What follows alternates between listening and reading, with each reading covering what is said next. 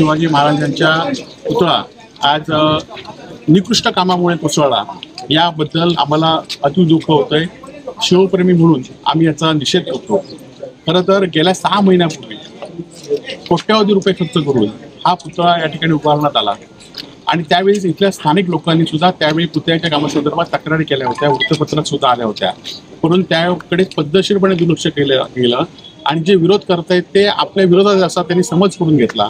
परंतु आपण म्हटलं की पाठीमागे 400 वर्षापूर्वी छत्रपती शिवाजी महाराजांचा किल्ल्याचा एकही चिरा ढासळला नाही, परंतु 6 महिन्यापूर्वीच इथले जे काम होतं ते ढासळलं होतं। स्थानिक नागरिकांनी त्या संदर्भात वारंवार तक्रार केल्या होत्या आणि सगळेच पंतप्रधान मोदींच्या दौऱ्याच्या पार्श्वभूमीवर काहीतरी वेगळं केलं पाहिजे म्हणून हा पुतळा या ठिकाणी करण्यात आला। परंतु त्यावेळीच्या निकृष्ट बांधकामामुळे आता खरं तर सरकार आपली भूमिका आपले हे दुसऱ्यावर ढकलतील, वायुसेनेकडे पुतळा आहे म्हणून सांगतील किंवा या छत्रपती शिवाजी महाराजांचं महाराष्ट्र सरकारने यासाठी खर्च केलेला आहे आणि त्यामुळे दोषींवर गुन्हे नोंद झाले पाहिजेत।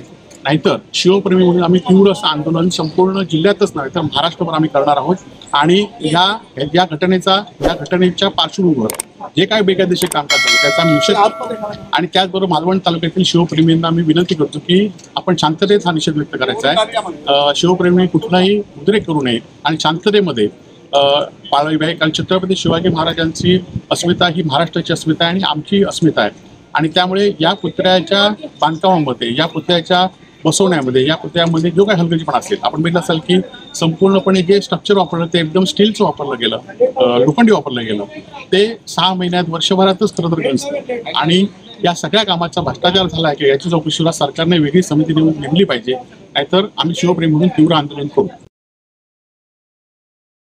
हमारे न्यूज चैनल्स को सब्सक्राइब करें, लाइक करें, कमेंट्स करें, शेयर करें और घंटी का बटन प्रेस करें ताकि आने वाली हर वीडियो और अपडेट्स की नोटिफिकेशन आप सभी को मिलती रहे।